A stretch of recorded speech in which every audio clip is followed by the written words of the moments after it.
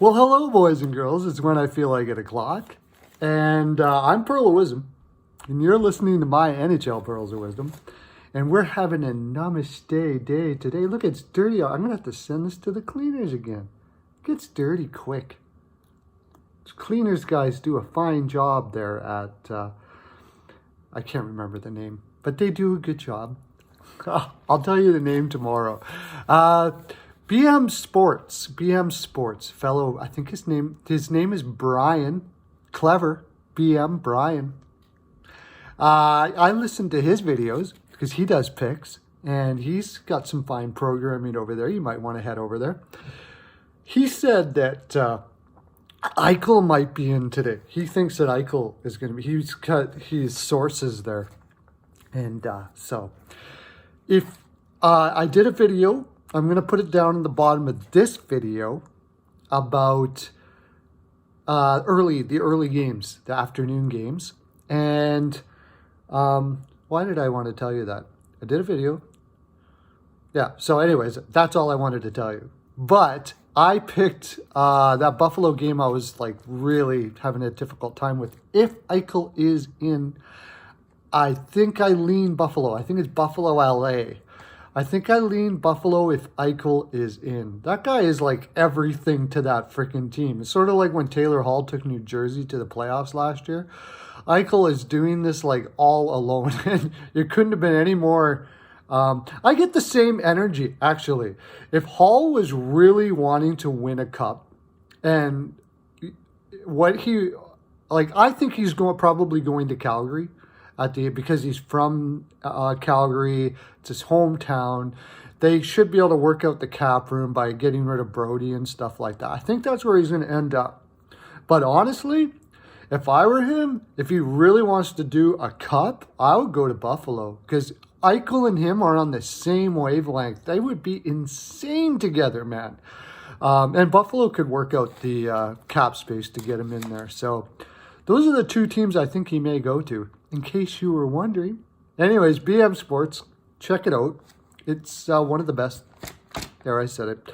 Also, I haven't mentioned my pal at Ricketts Picks there, John. He has some fine programming. MJ, Professor MJ, love his stuff. He has great leans, top 10. He has like 1, 2, 3, 4, 5-star picks based on statistics and stuff like that. I mean, you can't go wrong with him, actually. If you throw all your money in there, it's almost like an investment. Very good. With my picks to go with his, I think you could even make more. But you will make money with MJ. I like him a lot. So there's some promotions. Why not? Because if you like something, let them know. You know how we let them know?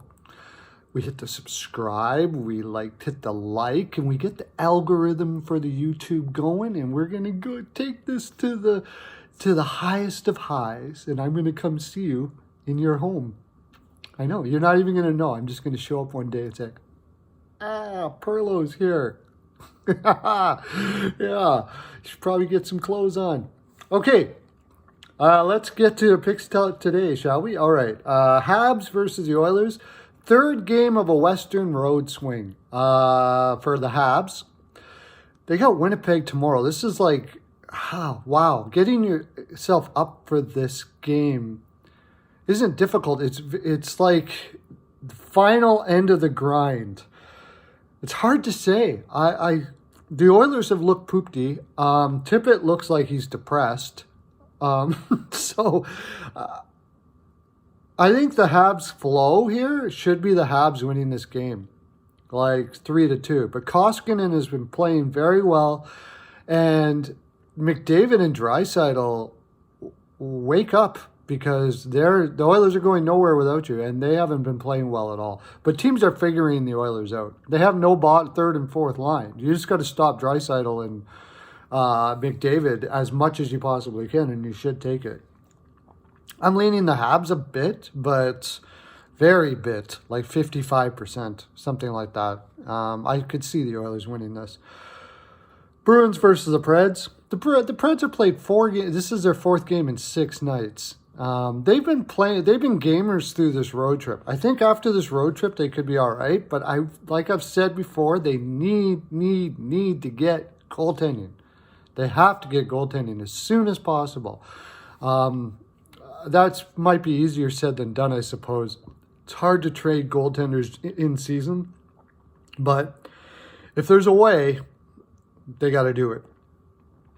With that being said, with all of that, Preds being tired and everything, this seems like the perfect spot for the Bruins to break out a bit. The people are asking, what's the issue? The issue is it's the same issue they've had for a long time. Their scoring on their bottom lines is poopty. They just have, like the Oilers, they don't have enough depth, but they have more depth than the Oilers. And they also have a better defense. So I'm taking the Bruins 5-2 here, fairly convincingly. I think Rinne is supposed to be in net, and he's been up and down all year. Very difficult team to judge. But that's my lean. I'm going to go with it. So that would be an over in Boston. Leafs. I'll give Bruins about 65%, and I already said 55%. Leafs versus the Wings. Now this seems like an obvious pick, doesn't it? Except that Hutchison's going to be in net, and Hutchison's one of those guys that he would be like an amazing goaltender if he could stop pucks. He'd be incredible. Great guy, awesome in the room, all of those things. Just that little stopping the puck thing, holding them back a bit. And the Wings have Bernier in net, and he's not the finest in the land. So what do we got here? I got great flow from the Leafs. The Wings are, here's a little thing. They went and picked up two guys, Perlini and, what's the other one from, I can't remember, from St. Louis. Anyways, they're two younger guys, and they've seemed to struggle everywhere they go. Generally speaking, Fabry. That quite often is attitude and or party problem. And I think they're working with that issue in that room as a whole. Young guys, lots of money. What do you think? Okay? I know these guys are all NHL players and stuff like that, but how you're a young guy and you got crap loads of money, you got ladies all over the place. It's an issue.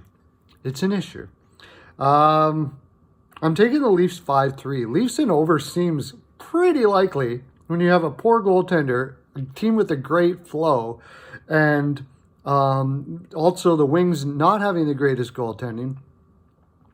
It seems like a likelihood.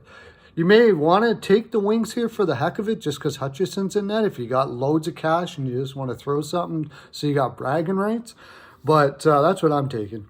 Flyers versus the Sens. The Sens have played like just crazy amounts of hockey. Same thing, 4 games in 6 nights or something. Hogberg is in net. Flyers so far are playing Hart. I have a feeling that they're not going to play Hart. But either way, I'm still taking the Flyers. If they play Hart, I say 4-1. If, why did I forget his name? Elliott. If they play Elliott, I think maybe the Sens pop another one. But they're going to be tired here. I think they're going to be tired. Caps versus the Bolts is Vasilevsky in net because he's been shit. Honestly, he's had a terrible year. I keep on promoting him. I've been taking Tampa Bay. What's the problem with Tampa Bay? The problem with Tampa Bay is Vasilevsky got big money and it's gone to his head, and he can't, and he thinks he has to be more than he is, or something of that nature. That happens with goaltenders. It looks like it's happened with Bobrovsky as well. So I'm taking the Caps, and I'm saying 4-2. Bolts could win this. Of course, I'm not thinking that giving Caps huge percentage here, like 57%. Vass has a good night, and the Bolts could win this. I think, are the Caps on a back-to-back? I should have checked that out. Let me know in the comment section. I can't remember. Did Caps play yesterday? I think they did, but I still got them. Canes versus the Panthers. Is Mrazek going to be in net? Are they going to keep rolling with Reimer? Is Bobrovsky going to be in net again for the Panthers back-to-back? If it's me, I don't know. He wasn't stellar They won 7-4 because Bishop shit the bed, but Bobrovsky's still at 4. And I know that's not all the goaltender, but there's really good goaltenders create an energy for their team, and they play better defensively. I'll get into that in another video sometime maybe. But this seems like a crazy over, especially from Mrazek's net. I'm taking the Canes 6-4. They're just too insane right now. The one that really got me was when they played the Avs, and I kind of waffled, but I said if Reimer was in it, they very much could win that game. I watched that game. They are rolling unbelievably. I was saying that watch the Canes next year for the Cup. Was this Svechnikov kid? You never know this year. He is incredible. Should be an interesting game, but the Panthers, I believe, the Panthers are on a back-to-back, so I'm taking the Canes 6-4. Devils versus the Jackets. Devils have played a crap load of hockey. No, Devils are on a back-to-back. The Jackets played a crap load of hockey. Who's going to be in net for the Devils? They're going to play Blackwood back-to-back? I would, because they got nothing else. Domingue is hurt, and besides that, they don't really have anybody. I'm taking the Jackets slightly 3-2 here. Devils in the points might be not a bad idea. The problem is in Washington, I had the Devils in the points yesterday, and they were doing fine. And it's like they gave up. I watched that game. They just look like, oh, okay, we're not going to win. They don't believe in themselves right now. And the thing with the Jackets is Tortorella will not let you not believe in yourself. You can lose, but don't lose like you don't believe in yourself. And that's what I love about Torts. He instills that in his team. The Jackets should be bottom of the league right now with that roster, but they're still in it. So I'm taking the Jackets 3-2. I'm not convinced that Nasruddin is the answer there in New Jersey, and I think honestly the management has come to the realization that they need another stud, and they're gonna bottom out this year. Avalanche versus the Blackhawks. That last win of the Blackhawks, I can't remember who they played or whatever it was, but it was insane. They have no defense. Their defense is injured all the shit. Oh, that's what it was. It's because of Lehner. I've mentioned Lehner over and over and over again. Lehner can win a game for you. If Lehner's on a strong team, he's probably the Vezina winner most of the time. I've always loved him. I loved him in Ottawa. When he was in Buffalo, I said, once he gets his head straight, just hold on to him. And they didn't. I didn't know that he had depression issues when I said once he gets his head straight. So sorry, Mr. Lehner. I didn't mean to hurt your feelings or anything like that. And I know you're watching. I know you are, because everybody is. But, if your feelings are hurt, here's a few pearls to you. There you go. I'm sure that, there you go. Yeah, just put them in your coffee. They're good in your coffee. I like to do that. Now you feel better, Mr. Lehner. Anyways, I think Crawford will be in net. This is one of those games that's like, why waste Lehner? Because you're going to get your ass kicked. And they are going to get their ass kicked. I'm saying 5-2. Penguins versus the Canucks. Penguins on a back-to-back. Canucks also on a back-to-back, I believe. Jeez, I should have checked that out. Tell me in the comment section if that's right or not. This is a tough game. This is a coin flip. I think the Canucks are playing well. They're going to have Markstrom in net. If they have anybody but Markstrom in net, I take the Penguins. The Penguins are so resilient. That's what makes this tough. The Penguins are such a resilient team. They can win at any time, back to back, whatever the case may be. It doesn't matter. Malkin doesn't get enough credit for how good of a leader he is. And even with Crosby out, jeez. Murray's going to be in net. 4-3 Penguins. That's it. Blues versus the Sharks. This is... I can make a case for the Sharks winning this, I suppose. You can make a case for anything. Blues are incredible work. If the Sharks need to learn from how the Blues play hockey, the Blues play every minute like it's their last. And that's what the Sharks would have to do to win games. They can't play this flow and fly around the ice. And I know I love Carlson. I love Burns. I think they're fantastic. But their forwards can't play like them, and that's the problem. Their forwards are trying to play like Carlson and Burns energy, and they are going to lose that way. Also, poor goaltending. There's another team that if I'm in San Jose, I'm doing everything I possibly can to get another goaltender in. If it wasn't for the fact that Kemper got hurt with the Coyotes, I'd be going after Ranta. I'd be doing whatever I want, throwing the first round pick out. San Jose doesn't have any other, it's this year or nothing. After this year, it's just going downhill from here. So you might as well throw everything at it. Anyways, I take the Blues 5-2. That's my full 42%, boys and girls. That's all I have to give. I'm thinking about starting a channel, unhockey related, something like this, just to have some fun and talk about everything you want to do. And then you tell me in the comment section what you want me to talk about or what you want to talk about, and then I'll just flow with whatever it is that you put out there. Let me know in that comment section and talk about, oh yeah, by the way, we got some fantastic guys down there that are making like huge picks. Check down there. Jeez, I forgot his name. Joe Johnson, Mantha. God, why am I so like this?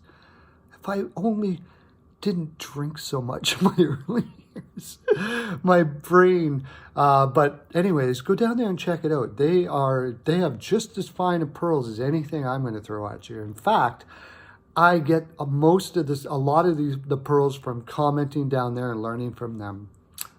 Have a great day. Lots of love to you.